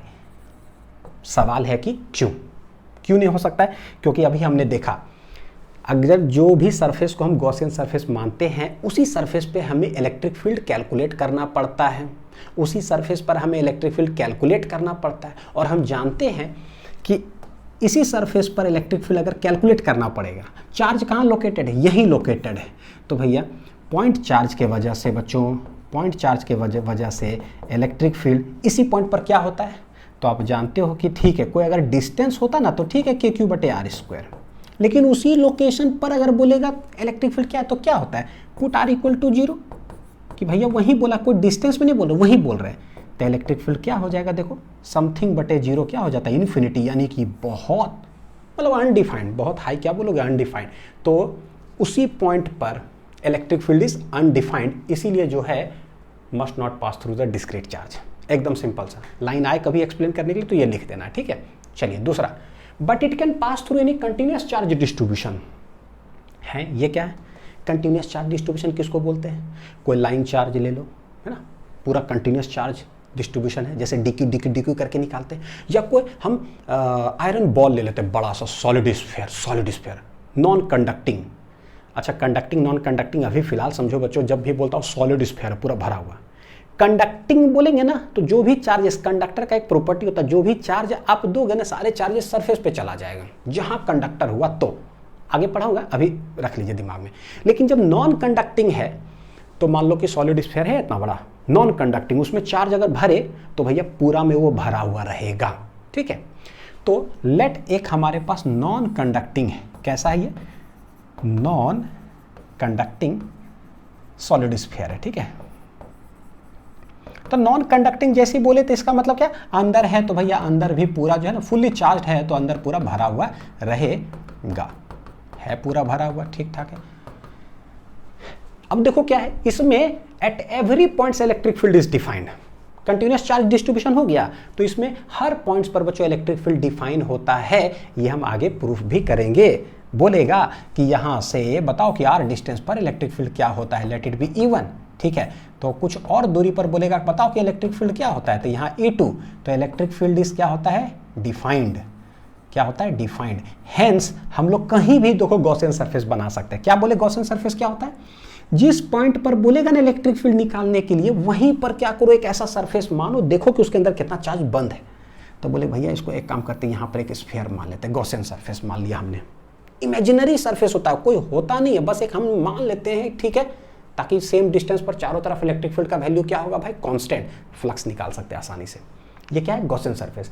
तो Gaussian surface continuous charge distribution से क्या किया बच्चों, देखो पार कर गया, क्यों, क्योंकि electric field is defined at all points on the Gaussian surface, ठीक है। इधर नहीं डिफाइन होगा इस पॉइंट चार्ज पर, लेकिन कंटिन्यूस में डिफाइंड होता है। ये सब आएगा लिखने के लिए। चलिए इससे देखो IIT सवाल उठा करके पूछा हुआ है, बताओ Gauss law is based on the inverse square dependency on distance content in the Coulomb's law. अभी हमने देखा कि कैसे प्रूफ किया ना, Q/ε0 कूलम्स लॉ के रास्ते हमने प्रूफ किया। और कूलम्स लॉ में क्या होता है, कूलम्स लॉ में जानते हैं, चाहे फोर्स बोलो इन्वर्सली प्रोपोर्शनल टू R² है, या इलेक्ट्रिक फील्ड भी जो निकालते हैं तो वो क्या इन्वर्सली प्रोपोर्शनल टू R² है। तो भाई इसी से हमने प्रूफ किया था बच्चों क्या, गॉस लॉ। तो गॉस लॉ भी जो है कैसा, inversely proportional to R² dependency होता है, उसको कहीं ना कहीं बच्चों उसको फॉलो करता है, ठीक है, इस बेस्ड ऑन। नहीं अगर फॉलो करेगा तो भाई प्रूफ होकर के Q/ε0 तो आएगा ही नहीं आएगा, है ना। तो उस पर बेस्ड ये है, ये सब NCERT का लाइन्स है, कभी आप पलटा करके देखना। और यही लाइन्स पे कैसे IIT उठा के सवाल पूछा वो जरा देखिए। If the electric field due to a point charge, भाई एक पॉइंट चार्ज हमारे पास है, ठीक है, बोलता है वेरीज एस R⁻².5, यानी कि R एक पॉइंट Q चार्ज के वजह से R डिस्टेंस पर इलेक्ट्रिक फील्ड जो है मान लो पॉइंट P है, बोलता है क्या कैसे वेरी कर रहा है, आर के पावर माइनस 2.5 का मतलब क्या बच्चों, नीचे आ जाएगा, यानी आर के पावर 2.5 हो गया। ठीक है, ऐसा अगर electric field due to a point charge varies as r के पावर माइनस 2.5 यानी कि 1/r के power 2.5, then the Gauss law will still be valid. बोलता है क्या, इज इट ट्रू और फॉल्स, सही है या गलत है? तो बोलेंगे क्या हो जाएगा, सोचो जरा, है ना। तो क्या वैलिड होगा बच्चों, है ना, वैलिड होगा। सोचो अगर स्क्वायर डिपेंडेंसी ना हो, इनवर्स आर स्क्वायर के डिपेंडेंसी ना हो, तो वैलिड होगा? नहीं वैलिड होगा, क्योंकि अभी हमने देखा कि भाई प्रूफ करते वक्त स्क्वायर रहेगा तभी तो जाके क्यू बटे एप्सिलॉन आएगा, कुछ और रख देंगे 2.5 तो कुछ और आ जाएगा, यानी कि गलत, यानी क्या हो गया, फॉल्स। तो बोलोगे सर ये क्या ट्रू फॉल्स में आया था? नहीं, 4 ऑप्शन दे दिया गया था इलेक्ट्रोस्टैटिक पर बेस्ड, है ना, कोई गॉस लॉ का है, कोई इलेक्ट्रिक फील्ड का, कोई पोटेंशियल का, बोलता है बताओ कौन सा सही है, which of the following is correct. ठीक है, तो थोड़ा सा ध्यान रखना। ठीक है, गॉस लॉ इनवैलिड हो जाएगा। नेक्स्ट देखते हैं बच्चों, electric flux through a medium. बहुत आसान, क्योंकि फोर्स का पढ़ा हुआ है, इलेक्ट्रिक फील्ड का पढ़ा हुआ है। अब बारी है गॉस लॉ का। देखो जरा क्या होगा, अगर जब वैक्यूम है, एक चार्ज क्यू है, प्लस क्यू चार्ज मान लेते हैं, ठीक है, प्लस क्यू है, टोटल फ्लक्स कितना निकलेगा? तो भाई गॉस लॉ ने बोला कि टोटल फ्लक्स है क्या, जितना चार्ज है एनक्लोज्ड बटे क्या है, एप्सिलॉन नॉट। तो देखो बच्चों वैक्यूम है तो एप्सिलॉन नॉट आया, तो इसको हम वैक्यूम लिख देते हैं VAC। और जब मीडियम अगर रहेगा तब क्या होगा, मीडियम तो पता है। अब मेरा बोली देखो, याद करो डाइलेक्ट्रिक कांस्टेंट वाला क्या बताए थे कि डायरेक्ट समझने के लिए ना, अब पानी आ गया तो समझो कि 100 फील्ड लाइन से पानी आ गया तो भैया 20 एब्जॉर्ब कर लेता है। मीडियम क्या करता है, एब्जॉर्ब कर लिया। तो जब एब्जॉर्ब कर लिया तो अब कम फील्ड लाइन्स है, तो कम फील्ड लाइन्स है तो कम फील्ड लाइन्स ही निकलेगा, यानी कि फ्लक्स बोलो चाहे इलेक्ट्रिक फील्ड लाइन्स बोलो, क्या हो जाएगा, घटेगा। डायरेक्टली एकदम समझ में आता है ना। तो हम कह सकते हैं मीडियम आ गया। ठीक है, तो ये होगा कितना, प्लस क्यू बटे यहाँ मीडियम का लिखेंगे एप्सिलॉन, और हमको पता है एप्सिलॉन बटे एप्सिलॉन नॉट किसके बराबर होता है, डाइलेक्ट्रिक कांस्टेंट के बराबर होता है। तो जब भी एप्सिलॉन आएगा बच्चों हम क्या लिख देंगे, के एप्सिलॉन नॉट। कोई दिक्कत नहीं होना चाहिए। और इस पर जो है ना बोर्ड्स में इतना बार सवाल रिपीट हुआ है कि मैं क्या बताऊं, पूछता ही पूछता है। लिख लीजिए, तो जहां पर एप्सिलॉन है वहां मैं क्या लिखूं भाई, के एप्सिलॉन नॉट, के एप्सिलॉन नॉट। देखो क्यू बटे एप्सिलॉन नॉट क्या बन गया, फ्लक्स जो वैक्यूम में निकलता। ठीक है, तो क्यू बटे एप्सिलॉन नॉट मेरे लिए बन गया फ्लक्स जो है वैक्यूम में निकलता, तो नीचे क्या आ गया, के, यानी कि फ्लक्स जो मीडियम में होगा, जितना वैक्यूम में निकल रहा था डिवाइडेड बाई हो जाएगा के। इसका मतलब क्या हो गया, जितना ज़्यादा, जैसे पानी रख दोगे तो 80 रख दिए, 81 80 जो भी ले सकते हैं ना, जो भी बुक्स में दिया रहे, 80 रख दिए तो क्या हो जाएगा, 80 टाइम्स फ्लक्स क्या हो जाएगा, घट जाएगा इस सरफेस से। ठीक है, तो फ्लक्स डिक्रीजेस बाई के टाइम्स। ठीक है, फ्लक्स डिक्रीजेस, दैट इज क्या बोलते हैं बच्चों, फ्लक्स डिक्रीजेस। तो ये ऑब्जेक्टिव में भी आता है और न्यूमेरिकल फॉर्मेट में भी। ठीक है, कि जब मीडियम आए तो क्या होगा, फ्लक्स घटेगा। चलिए सवाल देखते हैं, ये बोर्ड्स का सवाल है, बहुत बार पूछता है। Find the ratio of electric flux through S1 and S2। एक सरफेस मेरे पास है S1 सरफेस है, समझ लो हॉलो स्फीयर टाइप का, उसके अंदर टोटल चार्ज बंद है बच्चों 2Q। एक उसके बाहर बड़ा सा कॉन्सेंट्रिक स्फीयर है, दोनों का सेंटर सेम। ठीक है, एक हॉलो स्फीयर, और यहाँ पर चार्ज है 4Q। बड़ा मस्त सवाल है, बहुत माइनर गलतियां यहाँ होती है। देखो, find the ratio of electric flux through S1 and S2। Ratio of electric flux बोला है, यानी कि पहला वाला सरफेस से कितना फ्लक्स होगा और दूसरा वाला फ्लक्स से कितना, इसका रेशियो बताओ कि क्या होगा। तो हम जानते हैं गॉस लॉ का यूज करेंगे। फ्लक्स क्या होता है, बस एनक्लोज्ड बताओ कि कितना है। तो S1 के अंदर देखो बंद कितना टोटल चार्ज है, कितना है, 2Q। तो जो भी चार्ज अंदर बंद है बटे एप्सिलॉन नॉट, क्योंकि अभी तो कोई मीडियम वगैरह कुछ है नहीं। ठीक है, हो गया। फ्लक्स थ्रू 2, यानी कि S2 वाला सरफेस से कितना फ्लक्स बाहर निकलेगा। अब यहाँ पर है कि 4Q लिखे कि 4 + 2 6Q लिखे। बच्चों बड़ा सा स्फीयर भैया, बस आप एनक्लोज्ड देखो उस सरफेस के अंदर टोटल कितना चार्ज बंद है, इसके अंदर कितना है, तो 4 + 2Q प्लस जितना जोर है सबको अलजेब्रिकली ऐड कर दो, तो 4 प्लस यानी कि 4Q प्लस क्या है 2Q होगा बटे क्या हो जाएगा एप्सिलॉन नॉट। तो ये चीज़ है, तो एप्सिलॉन नॉट चला गया, ऊपर 2Q, नीचे आ जाएगा 4 2 कितना है 6Q। तो दिस इज Q चला गया, 2 3 6 यानी कि 1/3। This is the answer, 1:3। ठीक है, चलेगा। चलिए अब इसको ट्राई करिए जरा, मजा आ रहा है ना, कुछ है ही नहीं। 5 किए, कहानी खत्म हो गया पूरा। अब तो आसान वाला है। How will the electric flux through S1 change, यानी S1 के थ्रू जो है इलेक्ट्रिक फ्लक्स कैसे चेंज करेगा, क्या होगा if a medium of dielectric constant K equal to 3 is introduced कहां पर, in the space inside S1 in place of air, यानी अभी एयर भरा हुआ है, बाद में इसके अंदर बोला क्या कि इसी के अंदर भरा है डाइलेक्ट्रिक कांस्टेंट जिसका वैल्यू कितना है बच्चों 3, ठीक है। तो हमसे पूछा क्या है S1 के थ्रू ही कितना फ्लक्स चेंज करेगा, तब बोलेंगे भाई जब वैक्यूम था या फिर एयर था तो फिर कितना होता है फ्लक्स इन वैक्यूम या एयर जो भी, चलो एयर दिया हुआ सवाल में तो एयर ही लिख देता हूँ।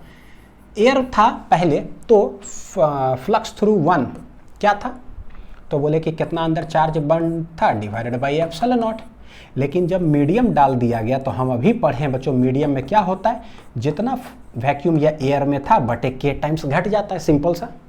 एयर में जितना था, एयर में कितना है 2q बटे एप्सिलॉन नॉट, अब भागा के, कौन सा डाइलेक्ट्रिक मीडियम है K3, तो बस यही आंसर हो गया। तो इसको कैसे लिखोगे 2q बटे क्या आ जाएगा, देखो एप्सिलॉन नॉट नीचे यानी कि 3 एप्सिलॉन नॉट, तो फ्लक्स इन मीडियम बिकम्स कितना 2q बटे 3 एप्सिलॉन नॉट, यानी ऐसे ही बोल सकते हैं कि डिक्रीज बाई 3 टाइम्स। चलेगा, चलिए सी पार्ट में आते हैं इसी सवाल का, देखो क्वेश्चन कैसे ट्विस्ट करता है। How will the electric flux through S1 change, फिर से वही सवाल, S1 के थ्रू इलेक्ट्रिक फ्लक्स कितना चेंज करेगा, क्या होगा if a medium of dielectric constant K equal to 3 is introduced कहां पर, in the space inside S2 के अंदर भरा है। अब यहीं पर जो है ना समझ में नहीं आता है कि भाई S2 हम किसको माने। बच्चों देखो एक स्फीयर S1 है तो ये तो हो गया, अब उसके बाद ये स्पेस ना खाली बचा, तो S2 है बड़ा, उसके अंदर बोल रहे हैं कि भर दिए, तो उसके अंदर भरे तो एक्चुअली किसके अंदर भरे, कौन सा स्पेस भरे, क्या यहाँ भी भर दिया क्या, नहीं भाई ये स्फीयर S1 है, ये ढका हुआ है, तो खाली जगह स्फीयर S2 के अंदर जो भरेगा तो कहाँ जाएगा, यहीं जाएगा जहाँ खाली है, तो यानी कि यहाँ पर भरा है डाइलेक्ट्रिक मीडियम कितना का, K इक्वल टू 3 का, ठीक है। तो हमसे बोलता है कि भाई S2 के अंदर भरे यानी ये खाली जगह में, तो बताओ कि how will the electric flux through S1 change, S1 से फ्लक्स कितना चेंज करेगा, तो S1 के अंदर एनक्लोज्ड क्या है, वो तो पहले भी एयर था बाद में भी क्या है एयर ही है S1 के अंदर, तो भैया उससे कोई भी फ्लक्स चेंज नहीं होने जा रहा है, इसके अंदर मीडियम रहता तो चेंज करता, ठीक है। तो क्या बोल देंगे नो चेंज, समझ में आ गया, जितना पहले रहेगा बाद में भी वही रहने जा रहा है क्योंकि एनक्लोज्ड चार्ज रिमेन्स सेम, तो ये मेरा आंसर हो जाएगा, ठीक है।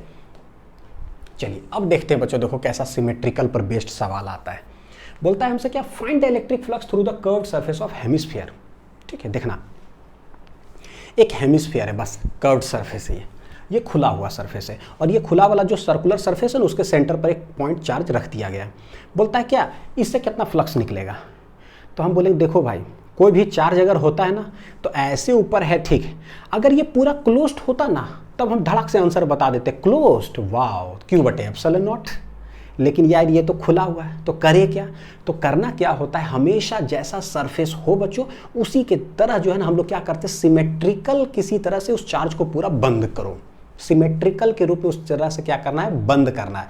सर क्यों बंद कर रहे हो, ताकि हमें ये पता चल जाए कि भाई बंद के कारण तो हमें पता है Q बटे एप्सिलॉन नॉट, लेकिन सवाल पूछा सिर्फ इससे कितना होगा, देखो कैसे निकालेंगे, तो बोले क्या ठीक, इससे जो फ्लक्स निकलेगा ना एक तो इधर इधर इधर इधर तो ऊपर ऐसे ऐसे तो सब जाएगा ही जाएगा, लेकिन भैया नीचे भी तो जाएगा, तो पूछ रहा है इससे फ्लक्स कितना होगा, तो बोले जितना देखो यहाँ से लेकर के यहाँ तक जितना रेडियस का ये है हेमिस्फीयर, सेम अगर उतना ही लेकर के बच्चों अगर हम ऐसे कंप्लीट कर दें आइडेंटिकल, अगर ये सरफेस एरिया S है तो ये भी कितना हो जाएगा S सेम, तब क्या होगा मेरे पास 2 हेमिस्फीयर आ गया, तो बोले through 2 hemisphere total flux is coming, अब बंद हो गया चारों तरफ से तो कुछ इधर निकल रहा है कुछ इधर निकल रहा है, और दिखता है कि 4 से 50% इधर जा रहा है फ्लक्स, तो 50% किधर जाएगा इधर, है ना। तो देखो कैसे लिखेंगे,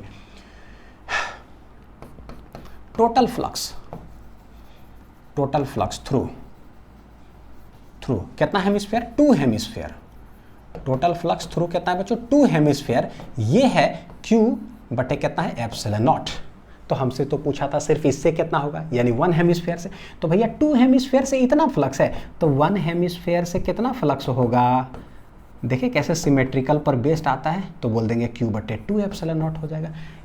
नहीं जैसे 5 कलम का दाम 20 रुपया तो 1 कलम का बताओ, भैया 2 कलम का दाम इतना तो बताओ 1 कलम का कितना, तो भागा दे दीजिए आंसर आ गया, तो ये मेरा आंसर हो गया Q बटे टू एप्सिलॉन नॉट। तो इस तरह से सिमेट्रिकल पर बेस्ड जो है सवाल पूछा जाता है। अब देखो सवाल वही अभी पूछा था, क्या, find the flux through the कैसा सरफेस, कर्व्ड सरफेस, इससे कितना फ्लक्स बाहर निकलेगा, और यहां पर सेंटर पर रखा हुआ था। अभी देखना क्या पूछता है, find the electric flux through the flat surface of hemisphere. ये जो फ्लैट सरफेस है ना, बोलता है कि इससे कितना फ्लक्स निकलेगा वो बताओ। और ये जेईई मेंस का सवाल है बच्चों, 2021 या 20 में पूछा हुआ है, 19, 20, 21 इसी टाइमिंग का है। तो देखो समझने की कोशिश करो बच्चों कि कुछ चार्ज ऐसे है, पॉइंट चार्ज है कोई, तो भाई इससे फ्लक्स निकलता किधर है। देखो अगर इधर देखोगे एक स्ट्रेट इधर, एक स्ट्रेट इधर, उसके बाद थोड़ा सा भी टिल्ट होगा तो ऊपर ऊपर ऊपर ऊपर ऊपर सब निकला है ना, तो फ्लैट एक लाइन ऐसे है। और अगर थोड़ा सा भी अगर टिल्ट किए तो किधर निकलेगा, नीचे नीचे नीचे नीचे नीचे। यानी समझ में आता है कि ऐसे अगर फ्लैट लाइन ऐसे कर दिया तो 50% ऊपर है और इस फ्लैट लाइन के 50% नीचे है ऐसे। तो भाई सवाल है कि जो फ्लैट लाइन है इसके अंदर से कितना घुस रहा है, कुछ नहीं घुसेगा। इसके अंदर से देखो एक लाइन अगर मैं बोलूँ, एक फील्ड लाइन ऐसे, एक फील्ड लाइन ऐसे, हल अच्छा है क्या, पॉजिटिव चार्ज से ही फील्ड लाइंस निकल रहा है, तो निकल तो यहीं से रहा है, तो यहीं से सब निकलेगा, वो सब किधर चला गया, ऊपर। भाई कोई भी फील्ड लाइंस इसके अंदर, इस फ्लैट सरफेस है जो फ्लैट ऐसे, इसके अंदर से कुछ घुसा है क्या, चाहे टेढ़ा या कुछ नहीं। फिर देखो कुछ निकले, हल्का टेढ़ा हुआ तो इधर जा रहा है, इधर जा रहा है, इधर जा रहा है। अब ये मत सोचिएगा कि ऊपर से कोई फील्ड लाइंस आया, देखो ऐसे घुस गया, नहीं। फील्ड लाइंस ओरिजिनेट कहाँ से हो रहा है, चार्ज से ही निकल रहा है, तो यही चार्ज से ऊपर निकल गया, यही चार्ज से अब नीचे निकल गया, तो भैया इसके अंदर से कुछ घुसा क्या, नहीं। यानी कि इस फ्लैट सरफेस से बच्चों क्या है, नो नो नो फ्लक्स। क्या हो जाएगा, नो फ्लक्स, जीरो, इसके अंदर से कुछ भी नहीं निकलेगा। ठीक है, चलिए अब देखिए जरा क्या है। एक क्यूब है इस तरह से, बोलता है क्या, find the electric flux through one face of cube. देखो सिमेट्रिकल है, देख रहे हो गौर करके। एक क्यूब अगर ऐसे ले लोगे तो यहाँ से जितना इधर दूरी, उतना दूरी, इतना दूरी, इतना दूरी, चारों तरफ क्या है, इक्वल डिस्टेंसेस पर है, यानी कहीं ना कहीं सेंटर पर रखा हुआ, तो सिमेट्रिकल है। सारे सरफेसेस पे देखो इलेक्ट्रिक फील्ड का वैल्यू क्या है बच्चों, सेम। ठीक है, तो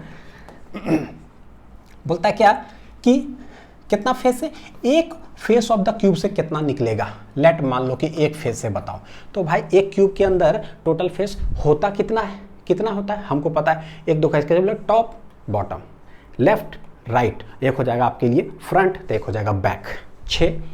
तो बोलेंगे भाई चारों तरफ से जब क्यूब बंद है तो टोटल फ्लक्स जो निकल रहा है क्यूब बटे एप्सिलॉन नॉट, कितना फेसेस से निकल रहा है, लेफ्ट राइट ये, क्योंकि सेंटर पर जो है तो भाई चारों तरफ फ्लक्स निकलेगा, इधर इधर इधर इधर इधर, सब फेसेस से निकल रहा है। तो टोटल फेसेस कितना मेरे पास, 6।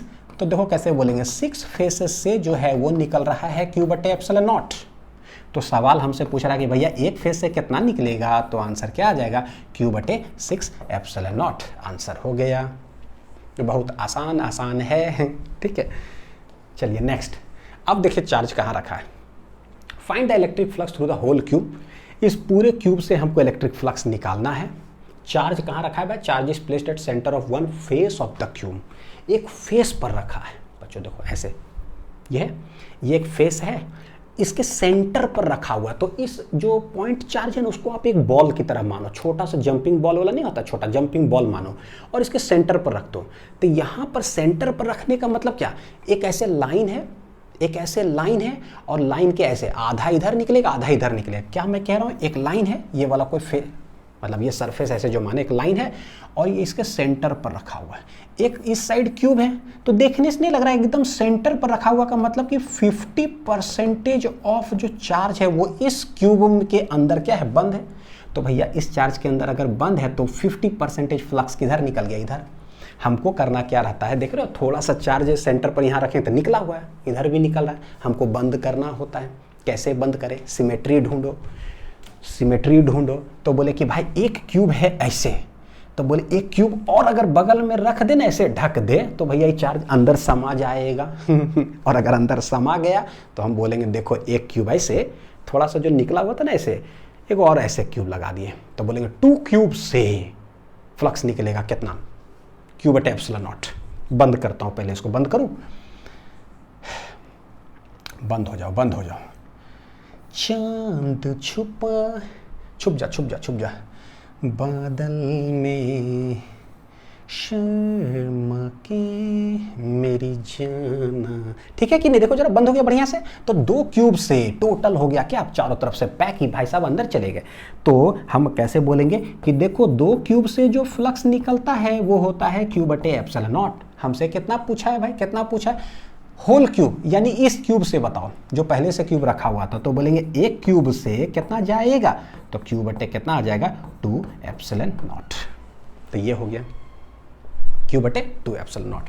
चलो समझ में आते चला जा रहा है बच्चों। नेक्स्ट देखते हैं, find the electric flux, find the electric flux through the whole cube. फिर एक क्यूब है, इससे पूरा निकालना है। बोलता है charge is placed at one corner of the cube. ये वाला बड़ा भयानक है। ठीक, देखो क्यूब है हमारे पास, एक कॉर्नर यहां पर रख दिया गया है, कॉर्नर यहां। अब जैसे हाथ ऐसे गोल ऐसे कर रहा हूं तो समझो कि यहां पर जो है ना ऐसे करके बच्चों रख दो, ठीक है। अब हमको करना क्या है भाई, देख रहे हैं कि कुछ चार्ज का कुछ पार्ट तो इस क्यूब के अंदर गया, लेकिन भाई इधर देखो ऐसे रखा हुआ रहेगा तो इधर भी निकला, इधर भी, चारों तरफ 3D में देख रहे हैं तो निकला हुआ चार्ज है। तो हमको करना क्या होता है, पहले कुछ ऐसा सिमेट्रिकल कितना क्यूब हम मान ले जिससे कि वो चार्ज अंदर समा जाए पूरी तरह से। अगर एक बार अंदर समा गया तो बोलेंगे देखो इतना क्यूब से जो है ना Q बटे एप्सिलॉन नॉट निकला। सवाल हमसे पूछ रहा है कि इस क्यूब से कितना निकलेगा, तो ठीक है देख लेते हैं। तो देखो इसका जो है थोड़ा सा एनालिसिस बच्चों अगर बताऊं आपको, बताता हूँ, एक डायग्राम से बताता हूँ। मैंने डायग्राम लगा के आप लोग लिए रखा है, देखो जरा, क्योंकि ना 3D है पूरा समझ में नहीं आएगा। देखो एक कोई इस तरह से बॉक्स है, यहाँ पर क्या है ना एक चार्ज रखा हुआ कॉर्नर पे। थोड़ा सा अगर मैं बता दूँ, ऐसे कॉर्नर है, यहाँ पर कॉर्नर पर ऐसे रखा हुआ है। तो मैं क्या कह रहा हूँ कि एक क्यूब यहाँ ऐसे है ना, एक क्यूब यहाँ ऐसे, देखो ऐसे रखा हुआ है। तो इसकी इस चार्ज को ढकने के लिए पहले इसके ऊपर एक क्यूब और रख दे, इसके ऊपर एक क्यूब और, तो 2 क्यूब हो गया। लेकिन भैया इधर भी निकला हुआ है तो बोलते हैं इसके सामने, ठीक है, इसके सामने 3 रखें, लेकिन इधर भी निकला हुआ तो एक ऊपर और रख दिए। तो इसके ठीक सामने देखो क्या हुआ, एक ये था, 2 सामने 3 और इसके नीचे यहाँ पर कितना हो गया टोटल 4 जब रखेंगे ना तो ये क्या है, ये है एक पॉइंट चार्ज है यहाँ पर जो थोड़ा सा गोल ऐसे निकला हुआ है ना, ऐसे करेंगे तो ये अंदर समा गया, ठीक है। यहाँ रखे ना क्यूब, अंदर समा गया। तो टोटल कितना हो गया बच्चों, 1 2 3 4, लेकिन इस साइड 4 हुआ। भैया ऐसे रखा हुआ तो इस साइड तो क्या है भाई, मच्छर यहाँ घूम रहा है, ठीक है। ऐसे रखा हुआ तो इस साइड तो निकला हुआ ही है पॉइंट 4, थोड़ा चारों तरफ निकला हुआ यहाँ। तो बोलेंगे देखो जैसा आपने 4 अरेंज किया ना, 1 2 इसके ठीक ऊपर, सामने फिर नीचे, तो टोटल 4। अगर 4 क्यूब और उठा करके यहाँ भी रख दे, इसके बगल में, इसके ऊपर, फिर इधर और फिर इधर, तो टोटल कितना हो जाएगा, टोटल 8 क्यूब हो गया। अब जब टोटल 8 क्यूब रख दोगे ना तो ये अंदर भाई साहब क्या हो जाएगा, समा जाएगा, नहीं तो कहीं ना कहीं से जरूर निकला हुआ रहेगा। देखो ये कैसे कॉर्नर पे रखा हुआ इसका, तो यानी कि देखो एक जो है ना इस तरह से बच्चों, ये देख रहा लाल वाला जो है, ये देखो लाल वाला, ये तो इसके कॉर्नर पर रखा हुआ है। तो एक क्यूब है पीछे, एक क्यूब है इसके आगे। देखो ये वाला जो क्यूब दिख रहा है, ये जो क्यूब दिख रहा है ये दूसरा क्यूब हो गया, देखो ठीक है। तो एक पीछे एक क्यूब यहाँ, तो ये क्या हुआ, अंदर समा गया पूरा। तो 2 क्यूब हो गया आगे पीछे, तो 2 हो गया ये, देखो क्यूब नंबर 1, देखना जरा कैसे, ठीक है। क्यूब नंबर 1, कोई कलर ही नहीं दिख रहा है, कौन सा कलर दिखेगा भाई। Cube number 1, cube number 2, cube number 3, cube number क्या है 4। उसी तरह से क्या हो जाएगा, 1 2 3 4 इधर हुआ, फिर यहाँ क्यूब नंबर 5, तो क्यूब नंबर 6, फिर यहाँ पर बोल दो बच्चों एक क्यूब नंबर 7 और एक क्या है क्यूब नंबर 8, यानी कि टोटल 8 क्यूब रखेंगे तो अंदर समा जाएगा। तो पता है लिखेंगे कैसे, देखो कि 8 क्यूब्स टोटल रखते हैं ना तो फ्लक्स निकलता है Q बटे कितना, एप्सिलॉन नॉट, पूरे बंद कर दो 8। तो भाई इस क्यूब से कितना निकलेगा, एक क्यूब से निकलेगा बच्चों कितना, Q बटे 8 एप्सिलॉन नॉट, है ना। तो ये आंसर हो गया, समझ में आ रहा बढ़िया से, ठीक है। 3D वाला डायग्राम से समझ में आया होगा। अब देखो इतना बताएं तो 1-2 होमवर्क दूं मैं हाँ, अब आप सोचना इसको, ठीक है। देखो ये क्या है, कॉर्नर पर रखा हुआ है, find electric flux through one face of the cube पूछा है, charge is placed at one corner of the cube. Cube है, क्यूब के कॉर्नर पर ही रखा हुआ है, तो इस पूरा क्यूब से कितना गया, Q बटे 8 एप्सिलॉन नॉट। अब पूछता है कि भाई Q बटे 8 एप्सिलॉन नॉट इस पूरा क्यूब से तो गया, बताओ कि इस क्यूब के एक फेस से कितना गया, ठीक है। तो ये बच्चों आप सोचो, ठीक है। मैं आप लोग के लिए होमवर्क देता हूँ, ठीक है। DPP वीडियो सॉल्यूशन में मिल जाएगा, ठीक है। ये सवाल मैं दूंगा, डीपीपी वीडियो सॉल्यूशन में, ठीक है। और आप कमेंट करके बताना कि कितना आंसर आया है। बहुत सारे स्टूडेंट का अलग अलग आंसर आता है भाई, हम लोग भी जब बनाते थे ना 12th में अलग अलग आंसर है। सर पूछते कितना आया, हम लोग सर Q/24, कोई बोला sir Q/48, sir Q/16, sir अलग अलग। आप बताना जरा कि कितना आंसर आएगा, ठीक है। एक बच्चों ये होमवर्क है, तो होमवर्क 1 और एक और सवाल होमवर्क देता हूँ, ठीक है। देखो ये एक स्क्वायर प्लेट इस तरह से रखा हुआ है, ठीक है, और यहाँ से a/2 डिस्टेंस पर ऊपर जा करके एक Q चार्ज है। बहुत छोटा सा सवाल है, एक स्क्वायर प्लेट है, यहाँ से a/2 डिस्टेंस पर एक चार्ज है। आप कैसे इसको ढकोगे, पूछा है क्या, इस स्क्वायर प्लेट से कितना फ्लक्स जाएगा इस चार्ज के वजह से। बहुत आसान NCERT का सवाल है बच्चों, ठीक है, और कंपटीशन में भी आया हुआ है। तो मैं होमवर्क दे रहा हूँ, तो दिस इज होमवर्क 2 इस लेक्चर का, ठीक है। डीपीपी वीडियो सॉल्यूशन जो लाऊंगा उसके अंदर आप लोग देख लेना। लेकिन ये दोनों का जो है आप कमेंट करके बताओ कि क्या होगा। अब मैंने इतना पढ़ाया भैया, तो आपका कमेंट करना फर्ज बनता है। बोलो नहीं करेंगे, कोई बात नहीं, नहीं करो लेकिन कमेंट करना पड़ेगा ठीक है। तो बताना कि दोनों का आंसर क्या आ रहा है। तो उम्मीद है कि बच्चों गॉस लॉ अच्छे से समझ में आया होगा। आगे हम लोग बस इलेक्ट्रिक फील्ड कैलकुलेट करेंगे, चार्ज डिस्ट्रीब्यूशन अलग अलग तरह का दिया हुआ रहेगा, जो कि बहुत ज़्यादा हाईलाइटेड हो जाता है सारे कॉन्सेप्ट्स और सवाल जो भी हम लोग आगे करेंगे, ठीक है। अच्छे से पढ़ाई करते रहिए। Thank you.